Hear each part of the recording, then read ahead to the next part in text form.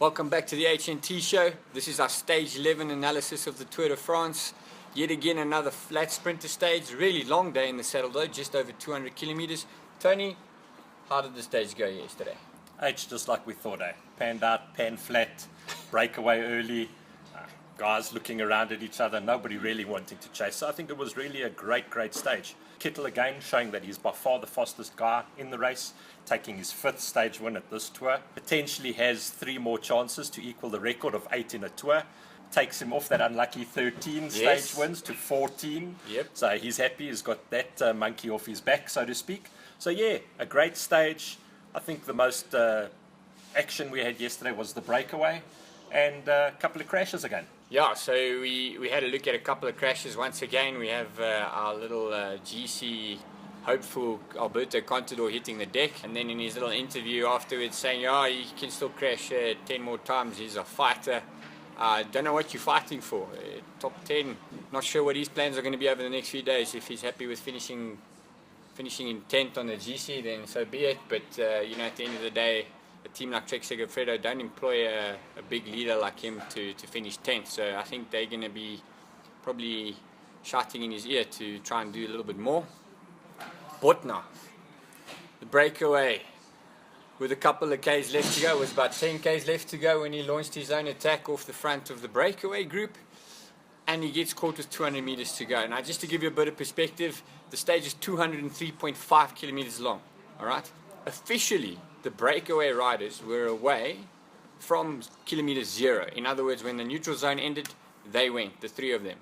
Bodnar was one of them, and he got caught with 200 meters to go. That means the guy has spent a grand total of 203.3 kilometers in the lead of the race, and he watches it float past him in the last 200 meters. That must be heartbreaking for him.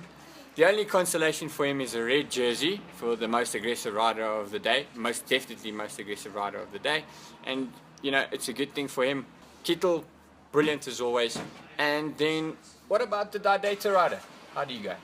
Yeah, look, Bosenhagen was up there again. We saw him throwing his hand in the air and shaking and hitting the handlebars. And third again, it just shows that Kittel has got the speed that nobody else has in this tour. He is by far the fastest, and another great setup, lead out for Bosenhagen. Lead out train's not working that perfectly. Some of them starting a little bit too early. So I understand, you want to put the pace up high from 10 Ks to go, but you hadn't caught the breakaway yet. Get the breakaway back.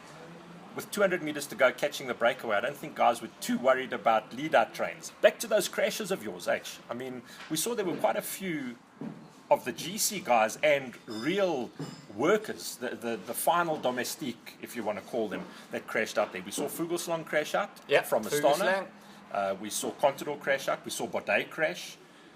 Cataldo crashed. Cataldo's out the race. Yeah, he's out the race. Fuglsang is starting today, but he's damaged his scaphoid. The scaphoid is this little bone here in your wrist. So today with the climbing stage, he's not going to be standing too much. Yeah. He's even going to battle sitting and pulling on those bars on the climbs. And he's a man who's got to do work for Aru. Yeah, so we've got once again a classic scenario of where you've now lost Dario Cataldo, who's one of the workhorses of Astana team, one of the guys that Aru and Fuglsang would rely on in order to keep them up there and set them up for possibly a stage win or even an assault on the GC against Froome. Then you've got Fuglsang that hits the deck and he's got the damaged scaphoid now, or fractured scaphoid. That is extremely painful to ride with. So he's going to try and put as little pressure as he can on that wrist. Problem is there, you can't stand, but if you stand, you're in pain. That's going to be a huge effect on him. How much he's going to be able to do for Aru remains to be seen. I personally don't think he's going to be able to do too much. He's probably going to be in a lot of pain the whole day. It's a long day. There's a lot of climbings. It's going to hurt. H, we see the way that Froome and his team are controlling the race. And I think Froome is just sitting back there and saying to the guys, well, we just got to pedal. Just pedal gently. And the oaks around us are all going to crash themselves out of the tour. And we can ride to Paris, Champs-Élysées, sip our champagne, and it's a done deal.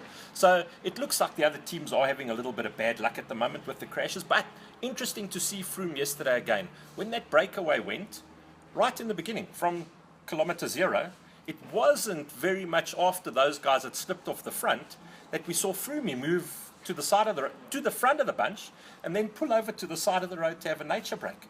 So again, one of the unwritten rules in cycling is you're not going to attack the yellow jersey when he's having a nature break. Yep. So what does the guy do? He goes and has his nature break, whether he actually so early in the stage had to get rid of any liquid or not, who knows? But what a great move to now allow that breakaway just to establish that 2.5 minutes, and that puts Sky back in control, sit at the back, and let's take it to the finish. The sprinters have to bring it back for the sprint stage.